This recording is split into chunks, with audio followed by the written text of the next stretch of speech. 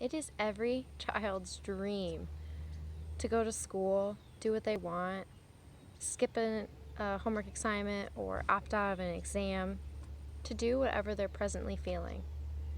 This idea, or the do as you please concept, is the foundation for A.S. Neill's educational theory.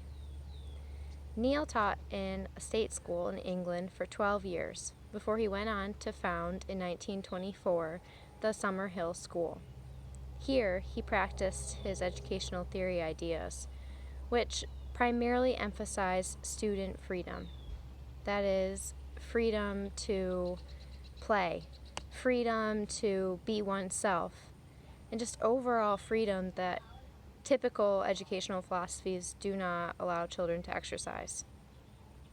Furthermore, Neill went on to author A Radical Approach to Child Rearing in 1960. In his book, he outlined that children should be free to make their own choices as presently feeling, permitting these decisions to not interfere with other people's decisions. For example, if a boy wants to play and drum in math class, that's acceptable. What becomes not acceptable is when the student wants to, say, play the drum during nap time. In this scenario, the boy becomes disruptive to the other students who are in their resting or reflective state, according to Neill. Neill also did not believe in authoritative figures, like how teachers operate in today's systems. Instead, Neill believed that self-government ruled by a student council or by the student community was the way to establish laws and order. In this way, Neill believed that his students were social, soft-hearted, just overall better citizens because they learned from a young age how to manage their own liberal freedoms. His influence in the educational world was similar to Maria Montessori, who he drew ideas from.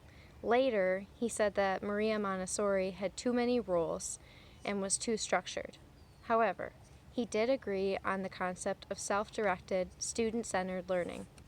Furthermore, Neill thought that students learn best based on the concept of doctrine of interest, or when students are taught or approached with subject matter that they're personally invested or interested in. From this, we take away that students have rights, that the freedom or the ability of a student to do as they please, when they please, in an educational setting, makes them function as better students because they're letting their own personalities and growth guide their learning. In a sense, they are letting the environment, letting their experiences guide their growth and development rather than have a teacher tell them what to do or how to live their life. This means that Neill emphasized individualism rather than the collective that we teach today in school. From a Christian perspective, Neill is criticized. He claims that he is a Christian. However, if we closely examine his philosophies, we find otherwise.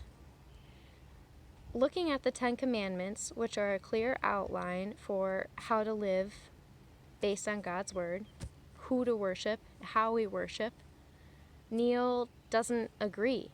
Neill says there's no single authoritative figure like God. There is no set rules because rules are set by a community as the community sees fit and they might not stay established. Furthermore, it fails to acknowledge that God is sovereign.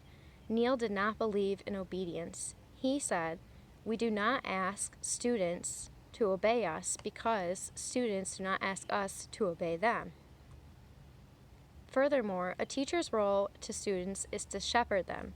While I do agree education should be student-based, I do not think that it should stray away from the Lord. In fact, education should be very Christ-centered because teachers should be facilitators, like I said, shepherds, who guide students to and fro. This directly conflicts with Neill's theories, and it also can leave students feeling lost. Several of his studies show that students actually never learned how to read or write until way later in life rather than when they were in school. Thank you.